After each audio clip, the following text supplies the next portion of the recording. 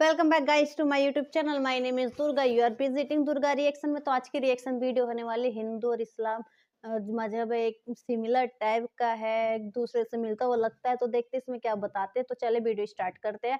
लेकिन उससे पहले आप लोग मेरे चैनल पे न्यू है तो आप लोग मेरे चैनल को सब्सक्राइब, लाइक, शेयर करना मत भूलना। बेल आइकन पे क्लिक कर देना जिससे आने वाली सारी वीडियो की नोटिफिकेशन आपको सबसे पहले मिल सके। तो चले वीडियो स्टार्ट करते हैं। मुझे यकीन नहीं होता कि हिंदू और इस्लाम मजहब में इतनी ज़्यादा सिमिलैरिटीज़ हैं, जिसे देखकर लगता है कि ये एक ही मजहब के दो अलग अलग वर्जन्स हैं। जैसा कि हिंदू स्क्रिप्चर्स में नबी पाक का जिक्र होना है और यहाँ तक कि काबा का भी जिक्र है। हिंदू मजहब की किताबों और कुरान में कई बातें तो एग्जैक्ट सेम लिखी हैं, लेकिन ये सब जानने से पहले हमें इन दोनों रिलीजन्स की हिस्ट्री को जानना होगा। अल्लाह के नबी को सुबह की फजर की सुन्नत बहुत पसंद है। वेदों का रस निचोड़ करके मोहम्मद साहब ने परमात्मा की इबादत करके परमात्मा के पैगाम को एक ही कलमे में दे दिया। इससे बड़ा ग्रंथ दुनिया में और क्या हो सकता है।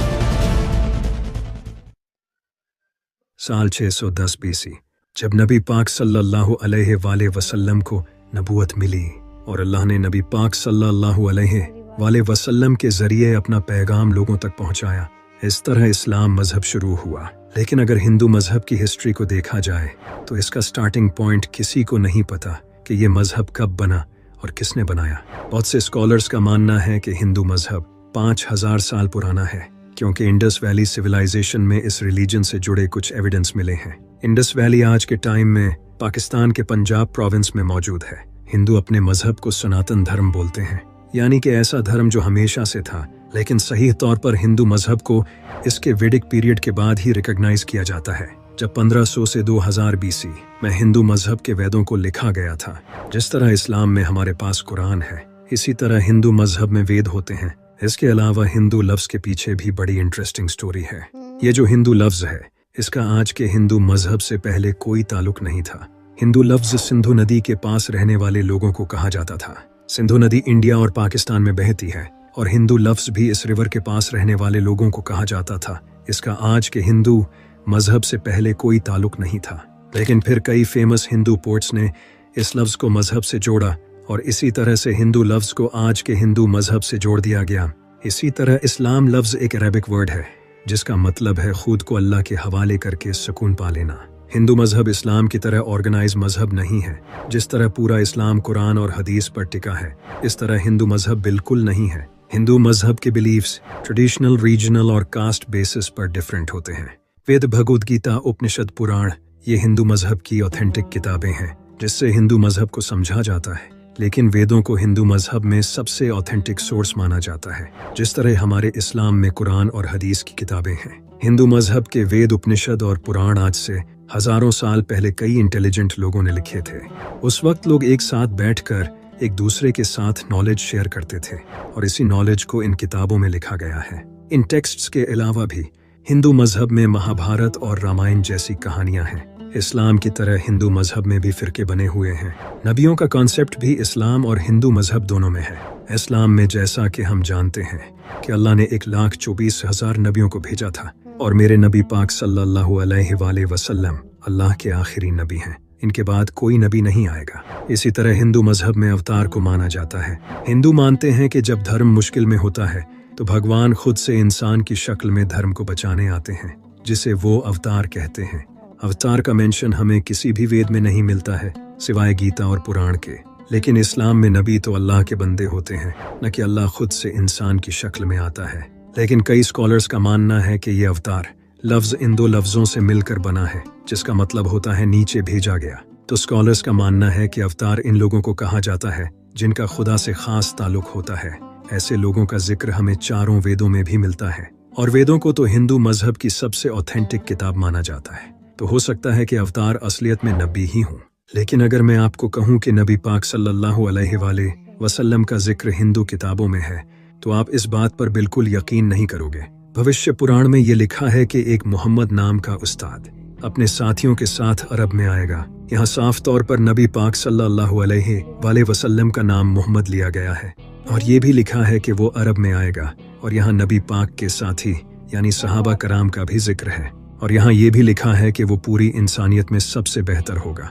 इसी तरह अथर्ववेद में भी लिखा है कि वो नरशंसा होगा, वो कोरामा होगा, जो कि 60,000 दुश्मनों में भी महफूज रहेगा। यहाँ बताया गया है कि वो नरशंसा होगा। नरशंसा का मतलब होता है तारीफ करने वाला, और कोरामा का मतलब होता है पीस फैलाने वाला। और आप ये तो अच्छे से जानते हैं कि अल्लाह ने नबी पाक को पूरी दुनिया के लिए रहमत बनाकर भेजा था, लेकिन कोरामा का एक और मतलब होता है एमिग्रेंट्स। और नबी पाक भी मक्का छोड़कर मदीना चले गए थे, क्योंकि उस वक्त मक्का के लोग आपके दुश्मन बन चुके थे। इसके अलावा अथर्ववेद में भी लिखा है कि वो ऊंट पर सवारी करेगा, जिसका रथ आसमान को छुएगा। आपको ये भी अच्छे से पता होगा कि नबी पाक सल्लल्लाहु अलैहि वसल्लम ने अपनी जिंदगी में कितनी बार ऊंट पर सफर किया है। इसके अलावा अथर्ववेद में भी लिखा है, जब वो लोग जंग के मैदान में तारीफें सुनेंगे तो उनकी हिम्मत बढ़ जाएगी और वो 10,000 दुश्मनों से लड़े बगैर जीत जाएंगे और कारू के खिलाफ लड़ेंगे। यहाँ लिखा है कि जब वो जंग के मैदान में तारीफें सुनेंगे तो उनकी हिम्मत बढ़ जाएगी। यही अल्लाह कुरान में फरमाता है। और जब मोमिनों ने काफिरों के लश्कर को देखा तो कहने लगे, ये वही है जिसका खुदा और उसके पैगंबर ने हमसे वादा किया था, और खुदा और उसके पैगंबर ने सच कहा था, और इससे उनका ईमान और इताअत और ज्यादा हो गई। और हिस्ट्री में जब मूता की जंग हुई उस वक्त 3,000 मुसलमान 10,000 काफिरों के मुकाबले में थे। और यहाँ ये भी लिखा है कि वो कारू के खिलाफ लड़ेंगे। कारू का मतलब होता है तारीफ करने वाला। अगर हम इसे अरबी में ट्रांसलेट करें तो ये बनता है अहमद, जो कि नबी पाक सल्लल्लाहु अलैहि वसल्लम का ही एक नाम है। इसके अलावा भी मंत्र नंबर 7 में लिखा है, भगवान की मदद से अभांडू बेस्ट चीफ्स और 60,099 दुश्मनों को हराएगा। और यहाँ जिस इंसान का नाम अभांडू लिया गया है, इसका मतलब होता है यतीम, जो कि हम जानते हैं कि नबी पाक सल्लल्लाहु अलैहि वसल्लम बचपन से यतीम थे। सामवेद में ये लिखा है कि इस ऋषि को इसकी माँ दूध नहीं पिलाएगी। नबी पाक ने भी अपनी माँ का दूध नहीं पिया, क्योंकि आपको आपकी दाई हलीमा सादिया ने दूध पिलाया था।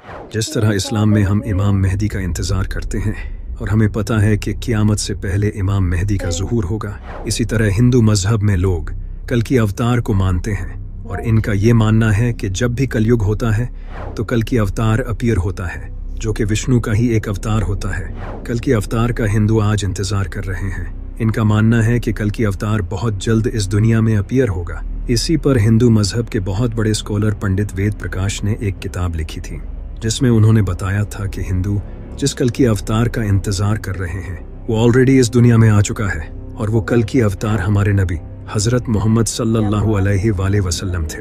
वेदों में लिखा है कि कल की अवतार भगवान का आखिरी मैसेंजर होगा।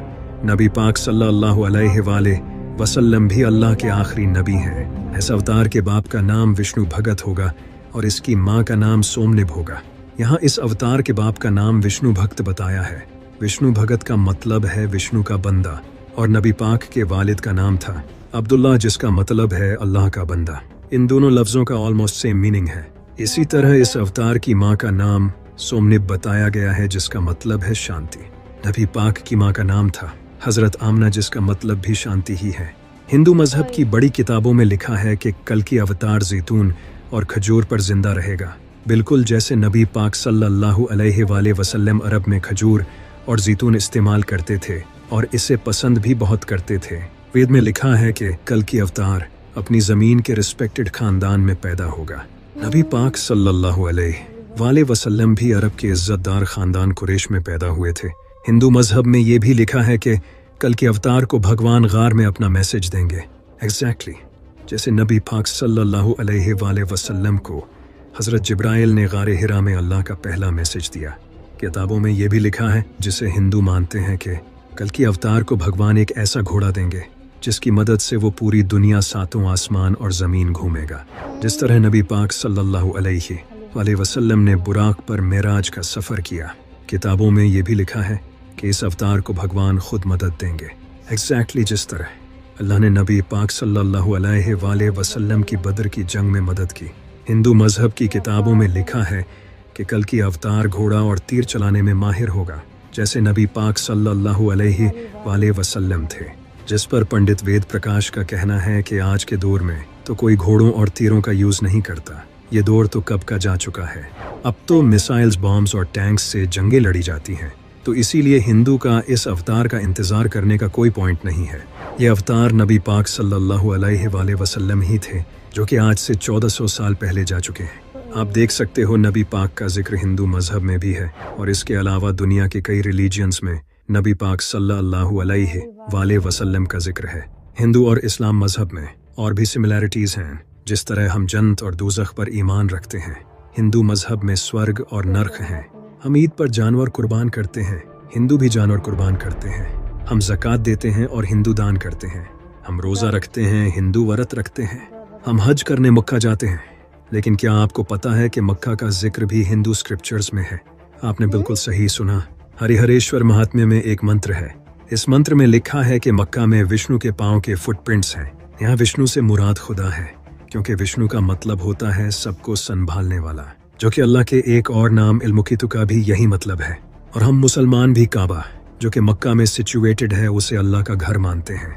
इसके अलावा ऋग्वेद में लास्पद नाम की जगह को लिखा गया है, जो कि नाभा पृथ्वी पर सिचुएटेड है।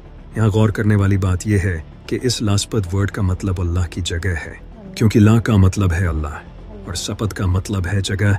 और यहाँ बताया गया है कि ये जगह नाभा पृथ्वी पर है। नाभा पृथ्वी का मतलब है जमीन के दरमियान, यानी कि ये जगह अर्थ के सेंटर में मौजूद है। आप जानकर हैरान होंगे कि काबा भी अर्थ के सेंटर में है। आप देख सकते हो कि इस्लाम और हिंदू मजहब में कितनी ज्यादा सिमिलैरिटीज हैं, लेकिन जो सबसे बड़ा डिफरेंस लोगों को लगता है वो ये है कि इस्लाम में हम एक अल्लाह को मानते हैं और मूर्ति पूजा भी इस्लाम में हराम है। लेकिन हिंदू अलग अलग खुदाओं को मानते हैं और मूर्ति पूजा करते हैं, जबकि उपनिषदों में ये साफ साफ लिखा है वो एक है और उसका दूसरा नहीं। उसके ना तो माँ बाप हैं और ना ही उसका कोई खुदा है। उस जैसा कोई नहीं, उसे इंसान की आंखें देख नहीं सकती। भगवत गीता में भी लिखा है कि जिनकी अक्लों को उनकी इच्छाओं ने चुरा लिया है वो इन मूर्तियों की पूजा करते हैं, उस एक खुदा को छोड़कर। इसी तरह यजुर्वेद में भी लिखा है उसकी कोई तस्वीर नहीं, उसे किसी ने पैदा नहीं किया और वो इबादत के लायक है। उसका कोई जिस्म नहीं, वो पाक है। वो अंधेरे में गहरे डूब जाते हैं जो संभूति यानी तख्लीक की इबादत करते हैं। इतना ही नहीं, ऋग्वेद में भी लिखा है पादरी एक खुदा को कई नामों से पुकारते हैं। उसकी इबादत करो जिस जैसा कोई नहीं, जो अकेला है। सिर्फ एक खुदा है, दूसरा नहीं, हरगिज नहीं, हरगिज नहीं, कम से कम नहीं। उसके सिवा किसी की इबादत न करो, सिर्फ उसी की इबादत करो। अथर्ववेद में भी लिखा है खुदा सबसे अजीम है। ये सारी बातें कुरान में एग्जैक्टली सेम टू सेम लिखी हैं। हिंदू मानते हैं कि पूरे यूनिवर्स को ब्रह्मा ने बनाया है। ब्रह्मा का मतलब होता है क्रिएटर, जिससे आप अल्लाह भी कह सकते हो। शंकराचार्य जी, जो हिंदू मजहब के सबसे बड़े स्कॉलर थे, उन्होंने कहा था कि ब्रह्मा ही सच है। वो भी एक ही खुदा में मानते थे, यानी कि खुदा एक है और वही सच है। लेकिन अगर हिंदू मजहब में एक खुदा का मानने का कहा गया है, तो फिर क्यों लोग मूर्तियों की पूजा करते हैं?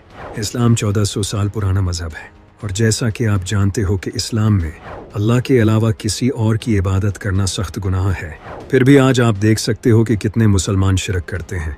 हिंदू मजहब 5000 साल पुराना है, तो वहाँ ऐसा होना तो कोई खास बात नहीं है। गौतम बुद्ध खुद सारी जिंदगी लोगों को बुतों की पूजा करने से रोकते रहे, लेकिन इनके मरने के बाद लोगों ने इनकी ही पूजा करना शुरू कर दिया। हज़रत मूसा अलैहिस्सलाम ने जब लोगों को समंदर पार करवाया, तो समंदर पार करते ही एक इंसान ने हज़रत मूसा अलैहिस्सलाम को ये कह दिया कि आप हमें अपने रब की कोई मूर्ति बना दें ताकि हम इसकी पूजा कर सकें।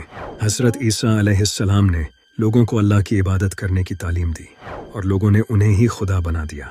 जिस तरह इस्लाम में अल्लाह के 99 नाम हैं, इसी तरह हिंदू मजहब में एक ही खुदा के अलग अलग अवतार हैं। जिस तरह अल्लाह का हर नाम इसकी नई खूबी बयान करता है, इसी तरह जिसको अच्छाई पसंद है वो शिव को मानता है, जिससे प्यार पसंद है वो कृष्णा को मानता है। यानी कि ये सारे उस एक ही खुदा की अलग अलग खूबी को रिप्रेजेंट करते हैं। और वो खुदा सिर्फ एक है, जो कि हमने देखा कि वेदों में बार बार कहा गया है। जिस तरह अल्लाह को कोई रहमान के नाम से याद करता है तो कोई मालिक के नाम से, लेकिन याद तो उस एक ही को किया जा रहा है। लेकिन अब प्रॉब्लम यह है कि हिंदुओं ने उस एक खुदा को छोड़कर इन मूर्तियों को पकड़ लिया है, जो कि इंसान ने खुद बनाई है, और वो खुद की बनाई हुई चीज के प्यार में पड़ गया है, और यही शिरक है। इन मूर्तियों को छोड़ो और उस एक को पकड़ो। वही तो राम है, शिव है, कृष्णा है, वही मेरा अल्लाह है, वही इस यूनिवर्स का सच है, जिसे हिंदू मजहब में सत्य कहते हैं। इसी तरह हिंदू मजहब में महाभारत और रामायण जैसी कहानियां हैं, जिनसे इंसान को बहुत कुछ सीखने को मिलता है। लेकिन ये सिर्फ माइथोलॉजिकल कहानियां हैं, ऐसा हिस्ट्री में सच में नहीं हुआ था। ये कहानियां लोगों ने लिखी हैं इंसान को सबक देने के लिए। जिस तरह हमारे इस्लाम में भी मौलवी कई पीरों की कहानियां सुनाते हैं जिनका कोई ऑथेंटिक सोर्स नहीं।